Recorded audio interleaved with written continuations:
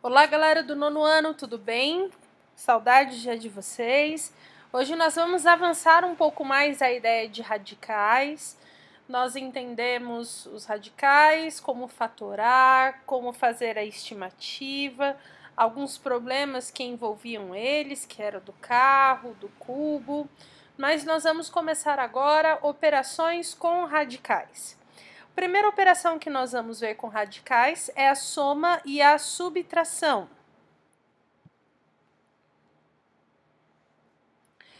Para realizar essa questão da soma e da subtração, nós precisamos analisar um ponto-chave, que é identificar se esses radicais são semelhantes. Se você olhar aqui no exemplo que a Pro deixou para vocês, eu tenho 7 raiz quadrada de 5 e menos 2 raiz quadrada de 5. Percebam que o radical, raiz quadrada de 5, são exatamente iguais nos dois termos. Não importa o coeficiente, esse número que está na frente da raiz.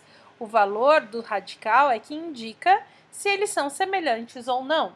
Olha no exemplo de baixo, 5 raiz quadrada de 6 e 2 raiz quadrada de 3. Percebam que eles não são semelhantes, porque os radicais são diferentes. Então, primeiro ponto-chave da análise. Para fazer a soma e subtração de radicais, nós temos que analisar os radicais. Então, se eles forem semelhantes, eu posso somar ou subtrair. Se eles não forem semelhantes, eu não posso. Então, semelhança é porque o radical é exatamente igual.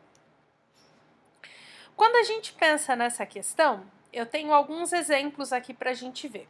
O exemplo número 1 são raízes que são exatas. Então, raiz quadrada de 16 é 4, raiz de 9 é 3. Então, resolvo elas e somo. 4 mais 3, 7.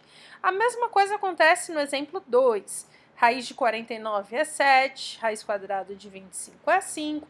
Como é uma subtração, 7 menos 5, 2. Raiz quadrada de 2 e raiz quadrada de 3, elas não são exatas. Então, foi feita uma estimativa de raiz das duas e, como é uma função mais, eu vou somá-las.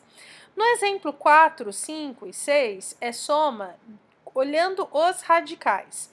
Observem bem que os dois termos, 5 raiz quadrada de 2 e 3 raiz quadrada de 2, eles são semelhantes, porque eles possuem exatamente o mesmo radical.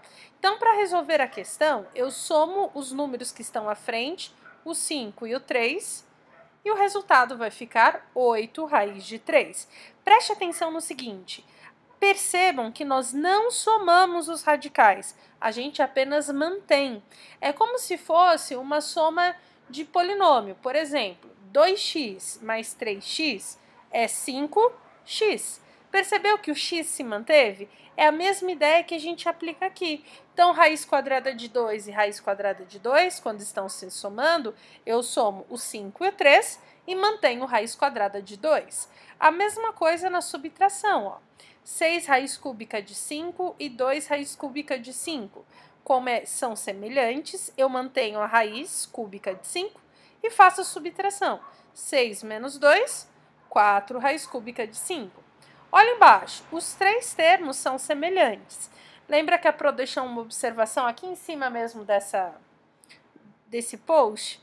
Lembre-se que quando não visualizamos nenhum coeficiente, o número é 1. Então, eu tenho 2, menos 6 e mais 1.